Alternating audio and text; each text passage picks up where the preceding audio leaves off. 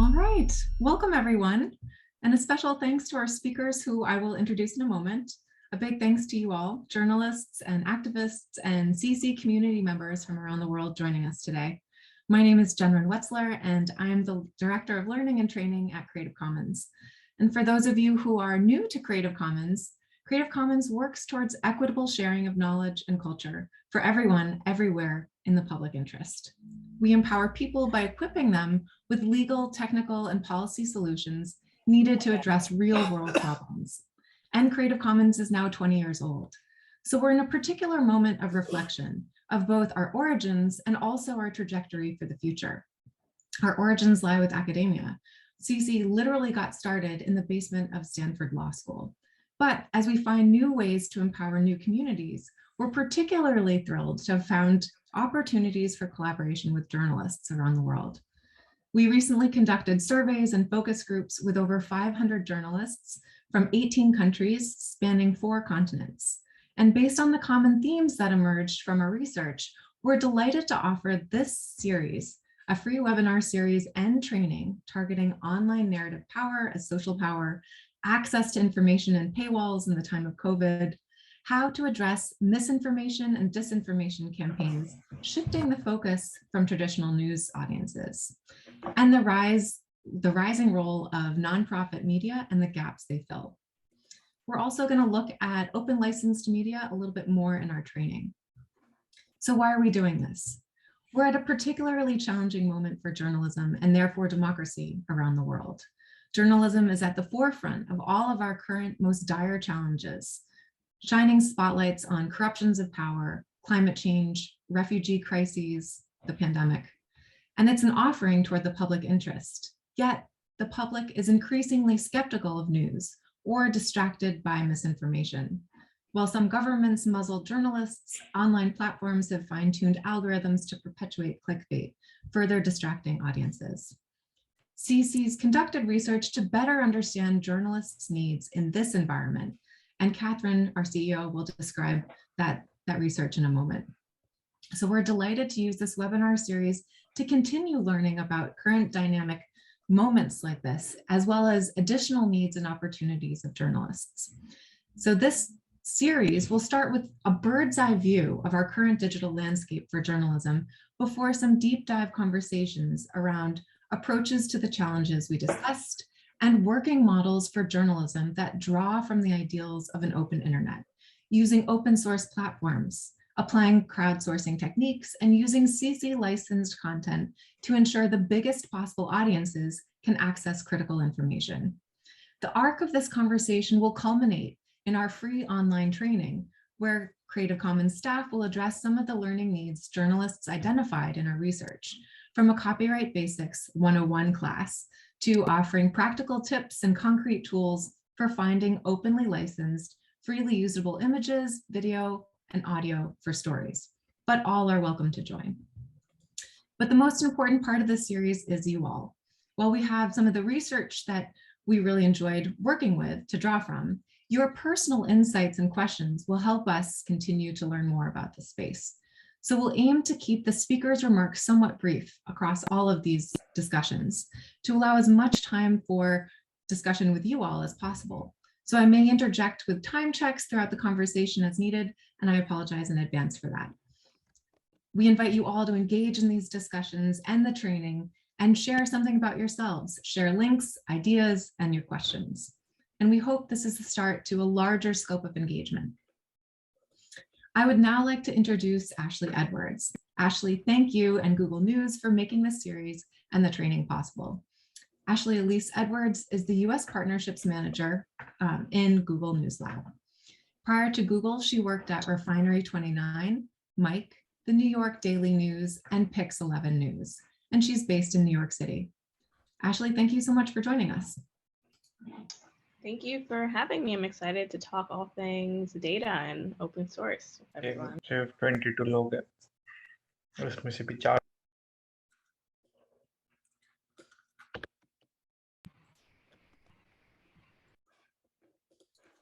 Sorry, I was a little bit frozen. Yeah, I'm really excited about this partnership. Part of my work at Google is empowering journalists with tools to help making their jobs easier.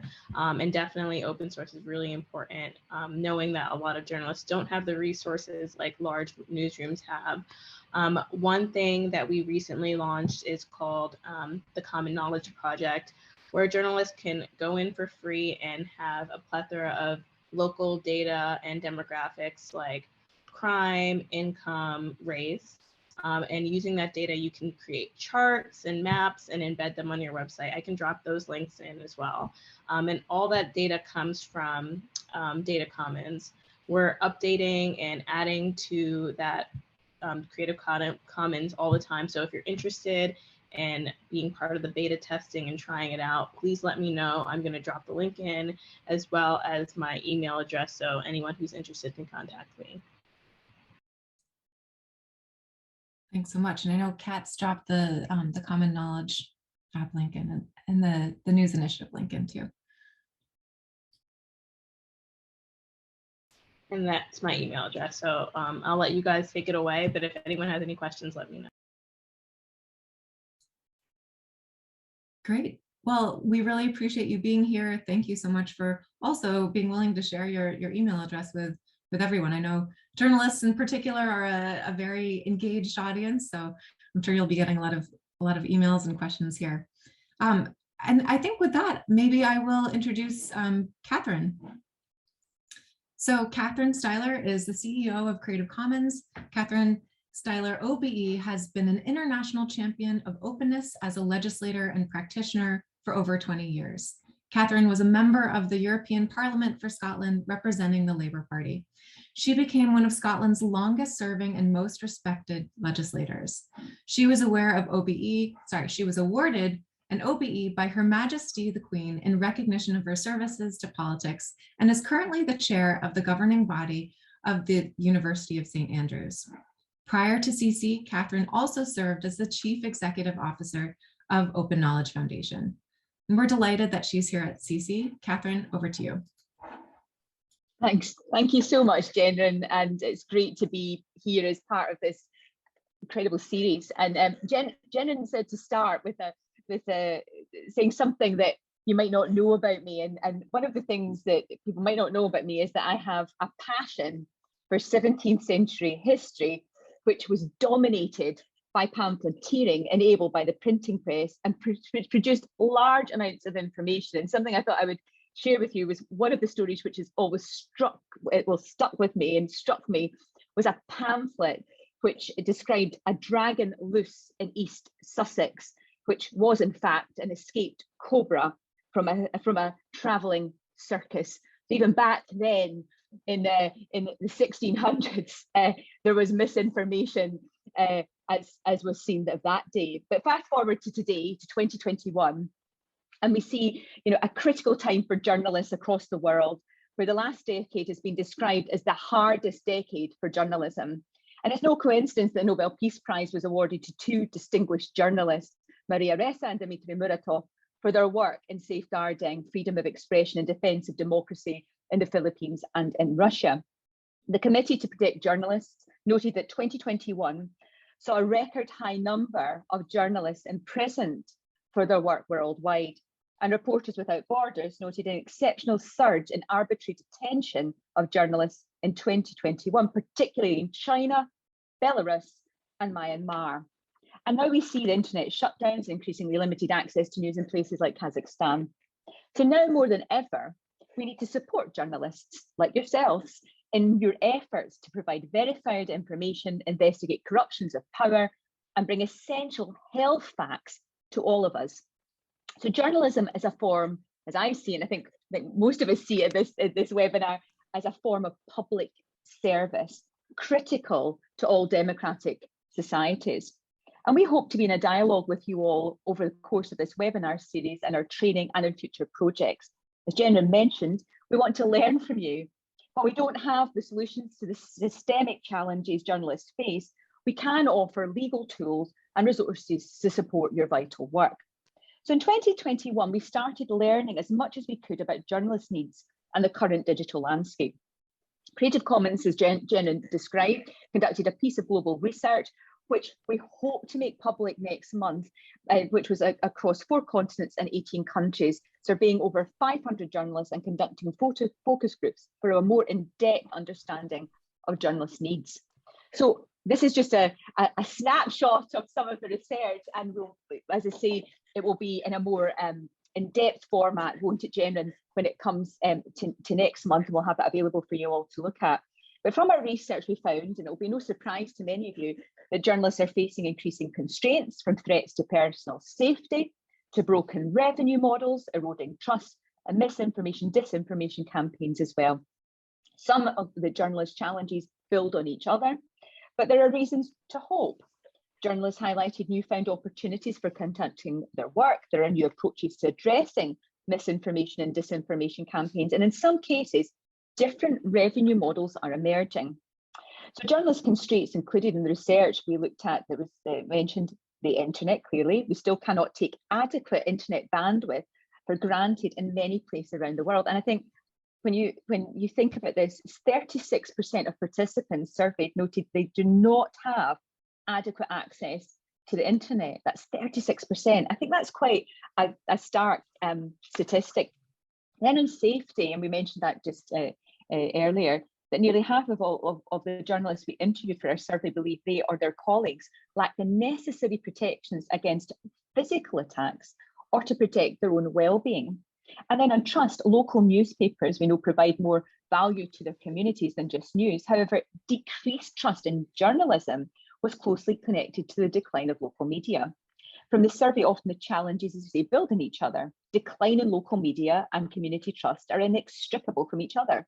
Loss of local newspapers in many places led to a disconnection between the public and journalists, which has partly contributed to a decline in trust. The disruption to local news media, and I think we all know that all politics is local. Local news is really, really important for many people. Damaged access to accurate information, making it more difficult to combat disinformation. In our survey, over 80% of respondents confirmed that both misinformation and disinformation was affecting accessible and quality journalism.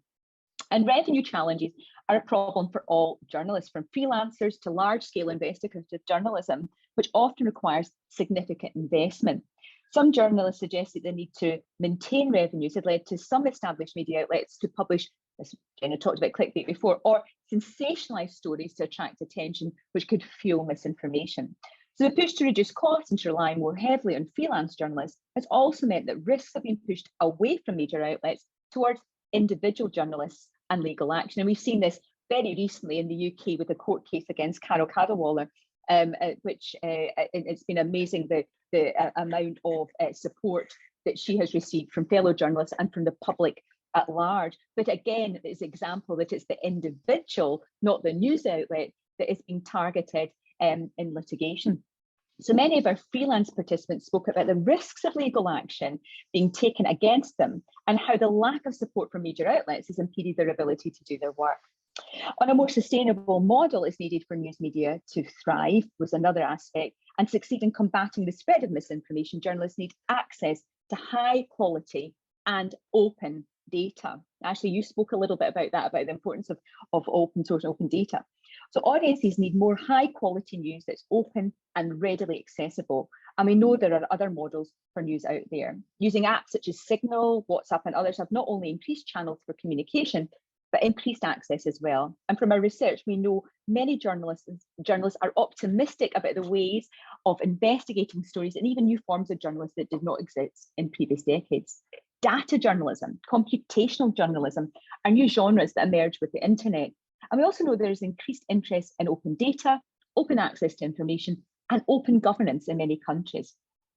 There are organisations that use the ideals of open internet and CC licensing their content to ensure it doesn't get stuck behind paywalls and the largest possible audience can access it. For example, ProPublica applies CC licenses to its articles, but also tracks them by requiring publications that reprint its content to insert tracking beacon called a pixel ping. The open source tool allows ProPublica to quantify the number of times the stories are read on sites that we publish them, which is really interesting. And this concrete demonstration of impact helps ProPublica obtain additional funding.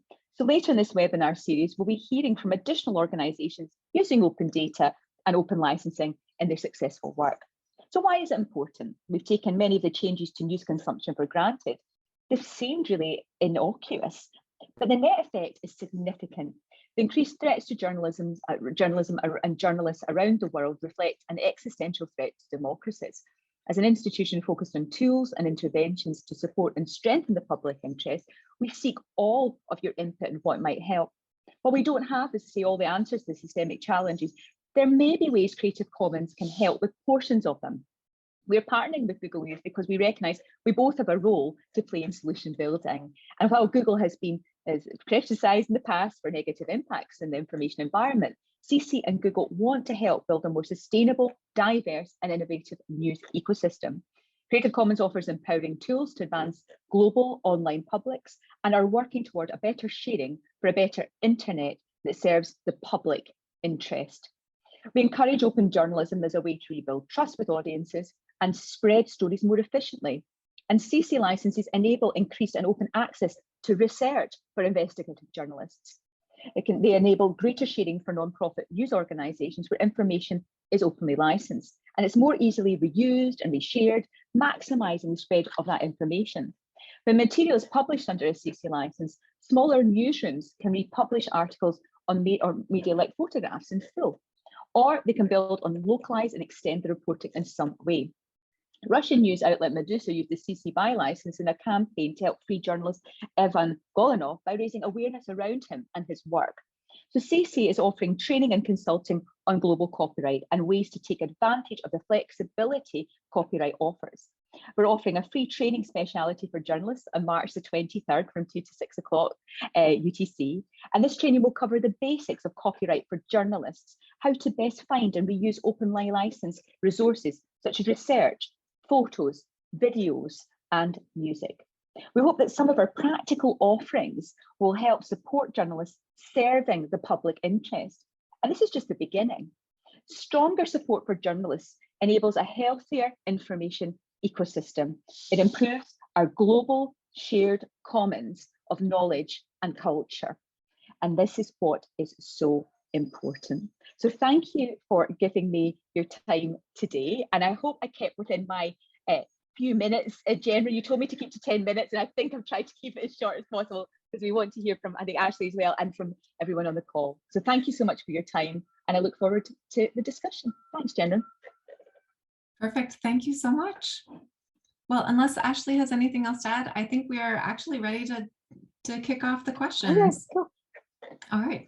Great. So I'm happy to kick off the Q&A portion of this webinar, and we'd like to welcome anyone from the audience to share your questions either by typing them in the chat space or by unmuting your microphone and video if you feel comfortable and sharing your questions live. So I don't see any questions yet in the chat space, so I'm going to ask the first question, and maybe this will get the kind of break the ice. Creative Commons and Google offer tools for communities around the world to arguably take back social power, from enabling easier self-organizing to crowdsourcing information using openly licensed platforms to helping increase access to information around the world. What is one thing you wish more journalists and the general public knew about each of your offerings? And Ashley, I'll turn this over to you first. Yeah, absolutely. Well, we offer a lot of free training and resources. A huge part of my job, prior to the pandemic, we did a lot of in-person training at newsrooms on various tools like advanced search, Google image search, data visualization tools like Flourish, Maps, Google Earth. And we also have a new tool called Pinpoint, which journalists can use for free, upload documents that are many, many pages. It outlines it for you. You can search it by name, location, it reads handwriting. It can also do transcriptions for you. So we're not currently doing in-person trainings yet, hopefully soon, but we do a lot of online trainings as well. In addition to those tools, like I mentioned at the top, the Common Knowledge Project and Data Commons, all tools to give journalists easy access to demographic information, which could be great when you're doing stories and you need more background, and it's a very quick and easy way to gain that data. So that's just a quick overview. I saw that Kat put in the chat earlier, we also have all these sorts of trainings up on our training center, so you can take them at your own pace and at your own time. But if you're ever interested in more depth training for your newsroom, or even if you're a freelance journalist and you're interested, like I said, please contact me and we can get that set up for you as well.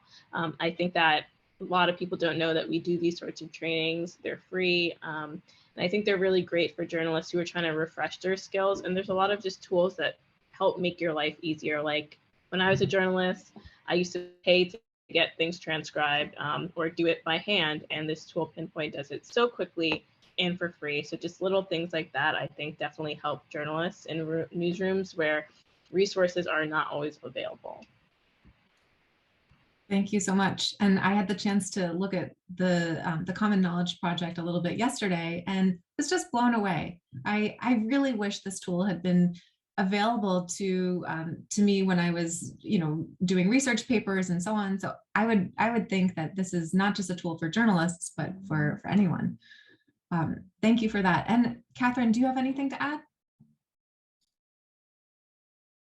No, I think that the good thing about what this project and that you're leading, Jen, is that it's about sharing information. Actually, you've just talked about the things, and Jen just commented about that tool, and you say it's just, how do we share some of this? How do we support one another? I think our tools, our licenses, help in give that legal certainty, and I think that's really important environment that we're existing within. But also it's about this pressing challenge that how do we support journalism, full stop, in the environment that we're existing within today. And it's so important to the health of not just our democracies and democratic society, but really it's about the public interest and how we support that. And as you know, Creative Commons, our theme of our new strategy is better sharing. And so is there not something as important as good journalism in terms of how we share better, so that the information that is shared is accurate and leads to accountability of those in power that have to be held to account, but also leads to us being a much more informed and democratic society. Thank you so much. All right.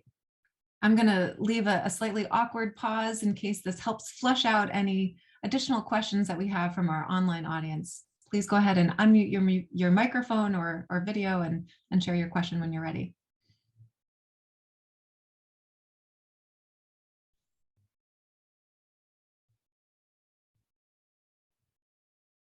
And those of you who have worked with me before know I'm not afraid of silences.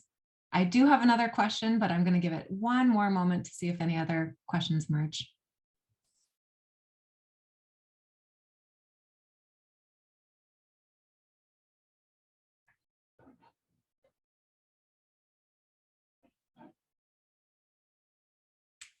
All right, then I get to ask the next question.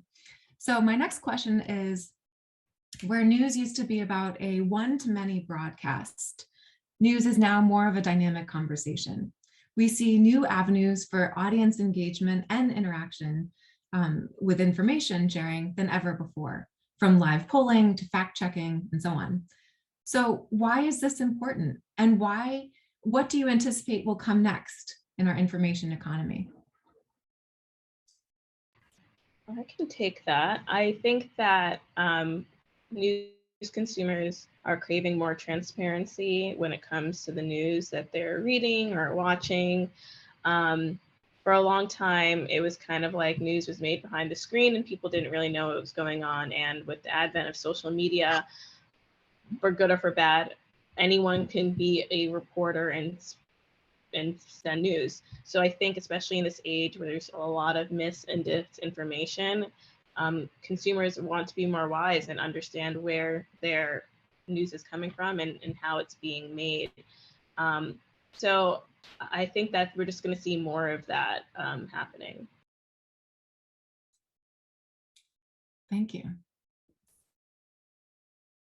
Catherine, any thoughts on maybe what you anticipate coming next in this information economy? I think I think Ashley's right that, you know, that so much has changed in such a short space of time. And I use that anecdote back of the printing press in this, you know, in 17th century, 1600, that, you know, that when we're going through a technological change as we are at the moment, it brings up issues in areas where we're maybe, you know, least expecting or can predict. But I do think that there's a generational thing as well when you look at certainly how my kids look at information and what they are very discerning about what they're reading and looking at. And I think, if I'm not mistaken, I think it was a report with the Knight Foundation who had said, you know, that it was the kind of over 65s on Facebook we should be most concerned about in terms of believing what they're reading. And so there's something there about how do we navigate the spaces that we exist within?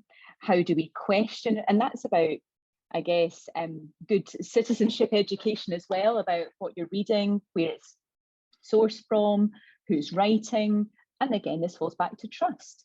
So there's challenges, but there's, as I think Jen and Ashley have said, there are opportunities where we can have more empowerment of people where they and understand about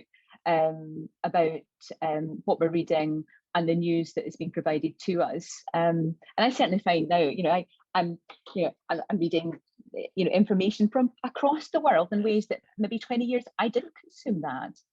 I look at some local papers where there's, you know, challenges, but I also look at how local news is also still strong in certain places, and why is it strong in some places and not in others? How is it funded? Who's sourcing it?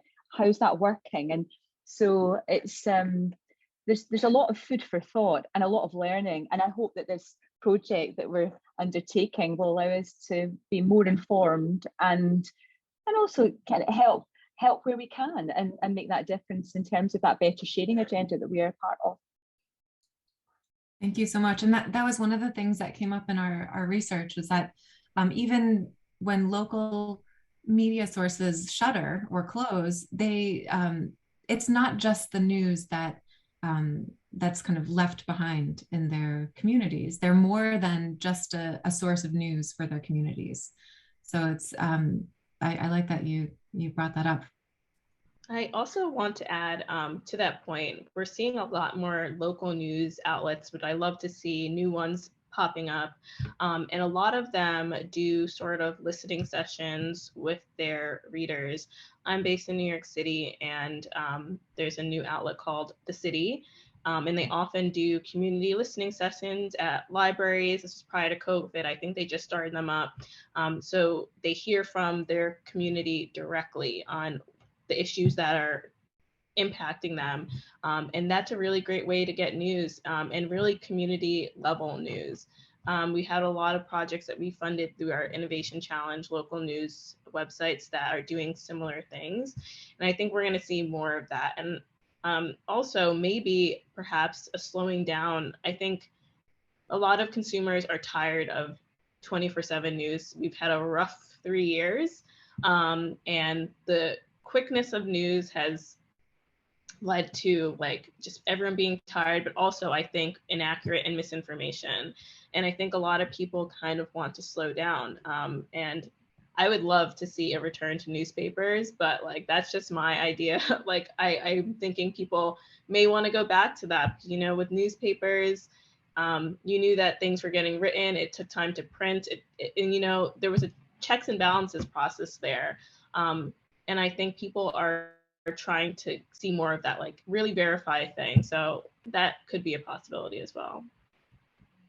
That's a great point. Yeah, and I see some thumbs up. I also definitely I have a less tolerance right now for consuming a lot of news myself. So to your point, I think that's yeah, that's affecting a lot of us. There's a whole lot of probably negative news with the pandemic and so on.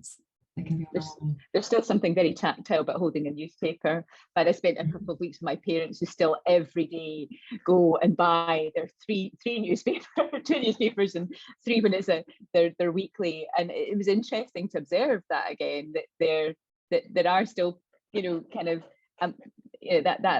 that joy of holding something. It's, you know, and I think that certainly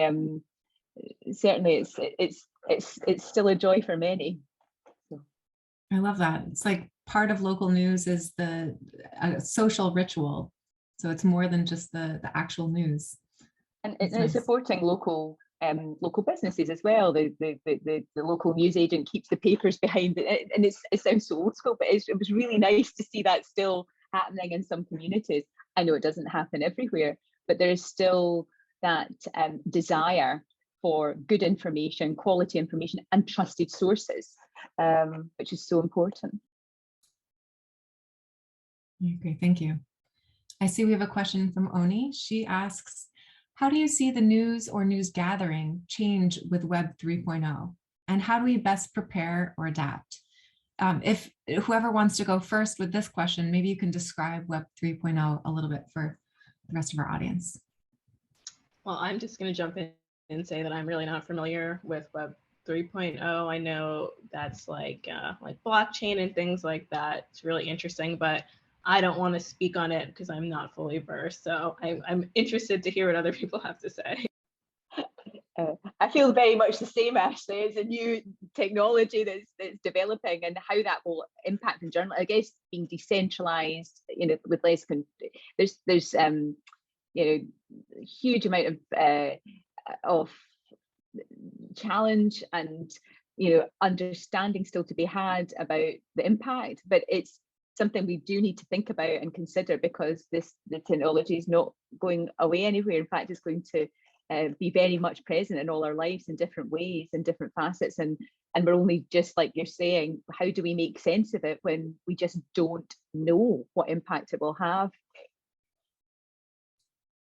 Thanks. I would actually like to field that question to the rest of our audience as well. If any of you have ideas on how you see the news or news gathering changing with Web 3.0, or how we can best prepare and adapt, go ahead and type your responses in the chat space, or feel free to unmute your microphones. And in the meantime, I will take this question from Dee Harris. Thank you, Dee. Dee asks, how can journalists earn trust from their audiences? That's, again, a question I'll field to our speakers first, but then any of you who have thoughts, please feel free to unmute your microphones after they speak. I can take that. I think that as a former journalist and also a news consumer, I've seen a shift that news has become increasingly sensational, not really covering the issues that really affect people. And I think that's why local news is so important. People gain trust from local news when you're really just reporting on things that impacted their daily lives, not speaking down to them, but helping them make decisions for their lives. And I think it's really just getting back to the basics of community reporting, also these sorts of listening sessions. Really taking feedback from your audience is really going to help gain trust. I think that a really great example is PBS. They're consistently ranked as like the most trusted news source in America, seen as very bipartisan. People who are conservative or liberal or whatever you want to call yourself watch and trust the news, because they are very they report the news, they report on a diverse set of people, and that's just what it is, without sensationalism and without drama. And I think that's what people are missing. There's a lot of news deserts, and people just don't have news on the basic things that affect their lives, like school closings or roads or things like that. And I think that trust is really built by really doing those things. Thank you. Do you want me to come in, Jenna? Yeah, I think that's a really important point about, as we said before, the importance of local news and local issues being addressed, Ashley. And reflecting a little bit about that, it's quite curious, if someone who's come from the United Kingdom, I'm now living in the States, and looking at, you know, the power of the BBC as a public broadcaster, the support around that, the trusted nature of news, and then thinking about, you know, coming to the US and seeing, you know, no PBS, but it's fascinating to kind of see, where do you get your local news from? in such, depending on where you're living, depending on what you're looking at. So much of the local papers seem to be getting information from larger papers rather than being very local, because that's just with funding. And so I'm just noticing these things around me, and it's funny, I still go back to the BBC just now to listen, because in terms of trusted sources. So sometimes it is about where you're, where you put what you trust, what you're used to. So it is about trust, and it is about how, as a consumer, I've not been a journalist, although I edited a magazine in the European Parliament for many years, to a particular audience of European policymakers. We've got to think about the audience, the community engagement, and being where people are at, and the information that people need and desire to exist in communities that they live and work in. Thank you. Again, one of the things that came up in some of the research was this kind of open source journalism, which is a little bit different from how we define open source, but it was this citizen journalism that drew from any source that they could find on the internet, but in a very transparent way. So they were able to kind of crowdsource new information and develop a story demonstrating their work, kind of showing the math, and that in itself helped generate new trust with audiences too. So that I think that kind of augments what we were saying too. I think it's pretty interesting. Do any of you in the audience have ideas on ways to kind of build trust with audiences?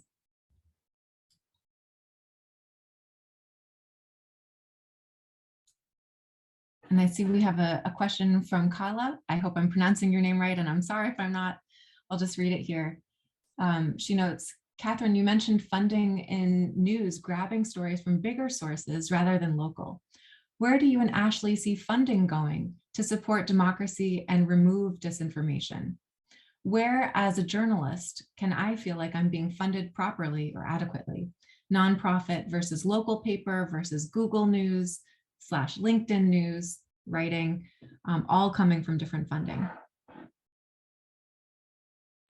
I can take that. So part of my job, I do a lot of different initiatives with newsrooms and journalists. We often do innovation challenges. One just wrapped up last year where we fund any type of newsroom on different projects. One of the challenges, it was on research. Another one was on diversity, equity, and inclusion.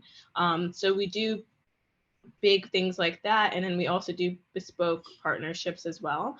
One thing we have coming up is the News Equity Fund, which is going to be a global program that will be giving grants up to $250,000 to newsrooms that are owned by or serve underrepresented communities. I can drop in our blog post about that, but we're hoping to have that launched in Q1. So just keep your eye open for that. When it comes to misinformation, last year we launched the Vaccine Counter Misinformation Fund, which was $3 million, and we funded projects globally that were about fighting vaccine misinformation. So those are just a little bit of the things that we do with funding like that, but there's definitely more to come. Thank you so much. And Catherine, any thoughts on funding and how funding can support democracy and remove disinformation? Yeah, I think this is so important, and I think that's the greatest challenge that we quite face, is that how do we support journalists in the endeavours to create the open societies that we want to see, and the democratic accountability as well as those in power. And I don't have the complete, so as I say, I don't have all the answers about how to do that. But certainly, if you take the example of what's happening in the UK just now, of the BBC losing funding from the UK government for the licence fees, that's not going to support, journalism that is trusted. The BBC is a very trusted brand, and yet the the licenses that go to support that trusted brand are the money is going to decrease from that. So these challenges are very real, and I hope that in this conversation that we've started, we might be able to find new things, or at least share new ideas with this, because it's something I care a great deal about, because I want to live in a democracy where those in power are held to account, and I want to live in a democracy where the information that I am reading and receiving is accurate. And I might not like some of the information, but at the end of the day, it's a democracy, and so we need to have that balance when the information becomes disinformation, targeted misinformation, and how we work to address that, and also to be able to have information that is trusted, factual, and correct in terms of how we are informed as citizens. And it goes back to our rights as citizens to have that information, and be able to navigate what is the new reality of the spaces and places that we are existing within. So I don't have a complete answer to your question. I wish I did, but I hope that we'll have more answers as we go through, conduct this conversation. Thank you for asking the question. I'd also like to add that we've also have a program on the Local Experiments Project, where we've funded these like startup local news organizations in different areas. We have Mahoning Matters, Peterborough Matters, a lot, Longmont Leader, Oakland Cider. So there's a lot of different new local news startups that have come up. And I think one of the ways that we can fight mis and disinformation is kind of filling these gaps of news deserts. When a newspaper closes or goes away, there's just a vacuum there. And that's why people have to go to social media to get their information. And I think it's all about a reinvestment and commitment to local news that's going to help this fight. There's obviously, it's a very complicated situation. There's more that needs to be done, but I think that really investing in local media is one way. Thank you for that. And it looks like Ivan has a hand raised. Ivan, go ahead. Oh, thank you. Thank you very much for the opportunity to say this. Basically, I wanted to pick up the cue from the last speaker. And in my view, the most important venue for fighting disinformation is to aggregate, publish in open access scientific articles that have verified information on climate change. We have produced a resource, climatescience.ru, and we have collected 77,000 articles, which are legally in open access, indexed by Web of Science.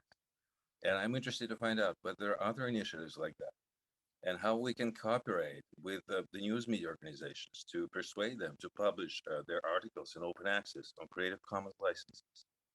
This is basically the key takeaway I would like to have from this meeting. If we can do something together, so that news organizations and publishers do us a special favor and do something for humanity and publish their stuff in open access, at least on climate change. That'll be so nice and so sweet on their part, wouldn't it? Thank you so much. I love that question. Thank you. So I think, oh, go ahead. Oh, go ahead. Question is, what can we do together with Google on that? Like, could we translate maybe these articles to all the languages mechanically, so that we don't have to go through each and every one of them? Could we do it within Appy? Would we have Google team support our efforts and bring us more articles so we can build a pipeline? Would we also include the best articles? Could Creative Commons community vote for the best articles? Could we get the prize for this article, so we could, like, the community could vote weekly who would receive this or that award for this? Like on Wikipedia, you know, they have symbolic awards, they have medals and stuff, but we could give maybe some money to them. So I would be interested to have some proactive position on the part of Google, so that you could support some initiatives that are happening anyway. But I think it's very good that we managed to, you know, persuade the Web of Science to work with us, and so that they gave us information on 77,000 articles which are legally available in open access. But it's very hard for us to scale, because we're not a profit organization. We're a Web Publishers Association. We're operating in a very hostile environment in Russia. I'm currently in the US, so we need your support. Thank you so much. Thank you, Ivan. Well, I do think that access to information is really important, and we do play a role in that. We're actually launching a pilot with Albany Public Library to provide free access to a local paper up there for library readers, library members. The paper in question is we're still working on that. But that's just an example of kind of the ways we're trying to experiment with nonprofit organizations to get people to have access to news. We understand why it's important for people to pay for news and why websites need to have paywalls. But at the same time, there's a huge chunk of people who maybe can't afford to pay for a subscription, but that doesn't mean they shouldn't have access to news. So this pilot is just one of the things we're experimenting with. I can send more information on that as well. But really open to hearing your ideas. If you have any proposals, just please send them to me, because that's part of what I do, is just collaborating with local news and news organizations it's going to take a lot of experimentation to figure out what works. Thank you so much. I will. Ivan, maybe you'd be interested in some of the climate work that we're about to embark on. And I think Cable's still on the call, isn't he, Jen? And I don't know if Cable wants to jump in and just say a wee bit about our climate work. Just so you know, Ivan, because it's really important, because at the moment, climate research, a lot of it is not open. And if we're going to try and solve the world's pressing problem of, which faces all humanity, then that research needs to be open and shareable and accessible. I'll just get Cable to jump in. Is that okay? Just because I think your question's really timely, and we're just about to embark on some really great work. Thanks, Catherine. Hi, Ivan. Nice to meet you. Yes, Creative Commons, and I'll share the blog post that announces this campaign in just a moment. We've partnered with Spark and Eiffel and some other organizations to really try to flip the default on climate change research and educational resources, along with biodiversity research and education resources, to flip the default from closed to open. The kind of the base argument there is that as Creative Commons looks forward in its 20 years, Catherine was talking about our strategy in her opening remarks. And as we look at the big problems of the day, one of the questions that we ask at Creative Commons is, what role does open, if any, have to play in the solution to these big problems? And we fundamentally believe that any big complex challenge that the world faces, part of the solution is that the knowledge about those big problems needs to be open. And when we say knowledge, we mean the research, the data, the educational resources, the journalism about, et cetera. And so this campaign, we're in year one in a planning phase right now. We're creating the campaign, hiring staff, and then we mean for this to be an additional 4 years of campaign, where the key components of the campaign are going to be to change policy. So to work with governments, with institutes, foundations that fund research in climate and biodiversity, to get them to change their funding policies so that they require CC licenses on the research itself. We'll be going for what we call ideal green open access policies.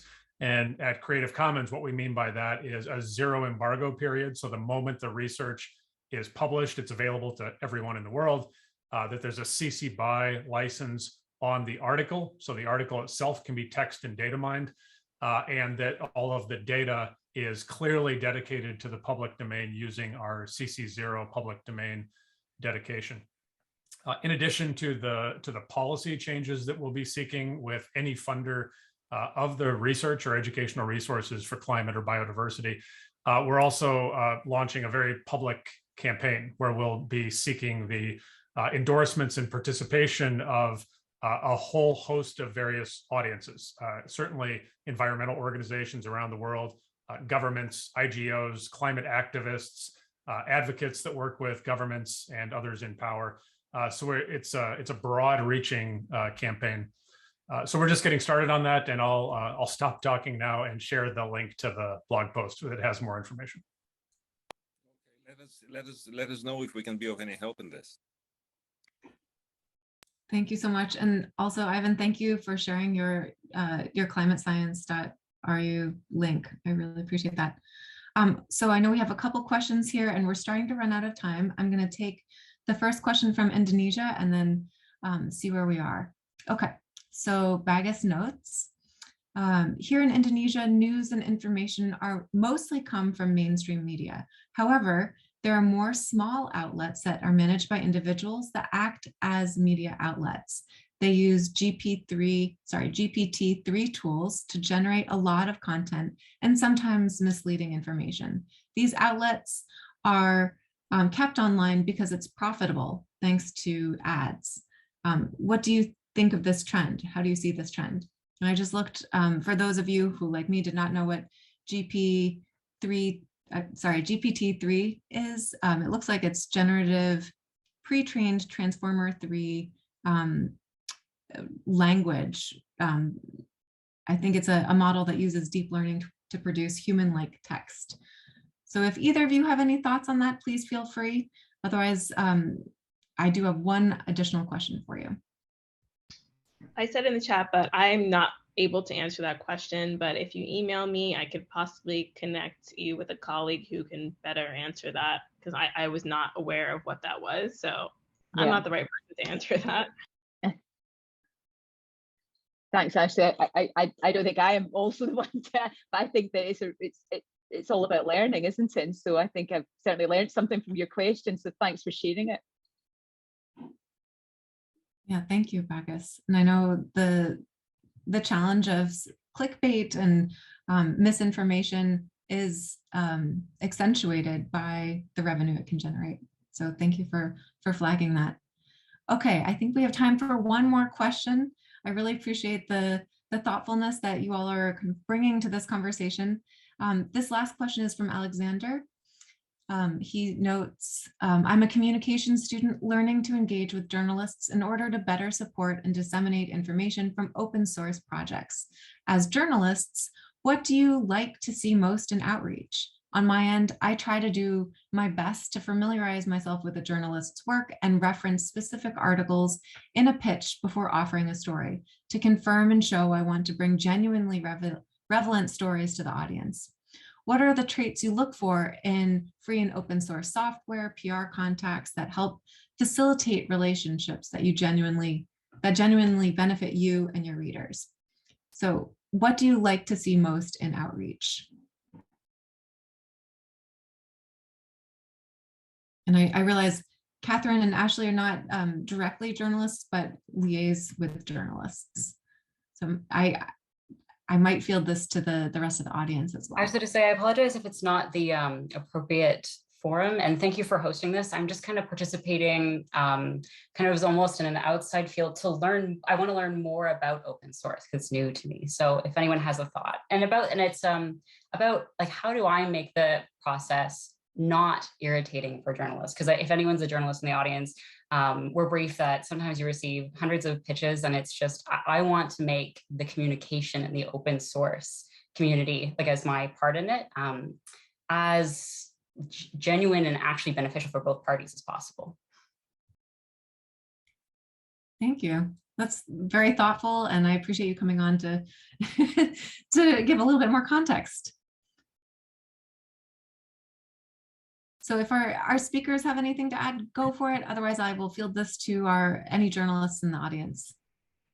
Yeah, I can answer. I'm sorry, I was just thinking about what to say. I'm no longer working in that capacity. But when I was an editor, I mean, maybe I'm a little bit different. I was very open to pitches of any kind. And I understand that everybody is starting at a different level. Like, not everybody understands like the norms of how to pitch to an editor or whatnot.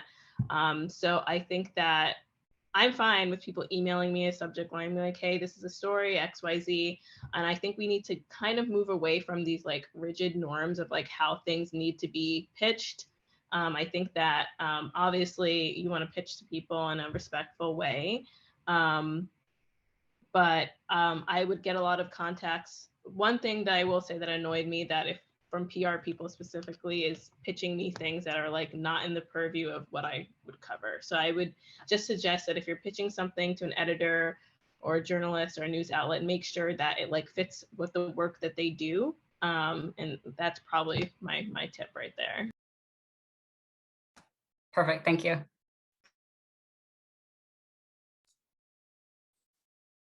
Thank you so much. All right, well, I think unless there's a comment from the audience, if any journalists in the audience want to add on to this, I'll give a pause. All right, well, then we now have time for some closing remarks from our speakers. Again, I want to thank Catherine and Ashley so much for your time and thoughtfulness here in this webinar. So Catherine, over to you for any, actually, let me start with Ashley, and then I'll field it to Catherine for closing remarks.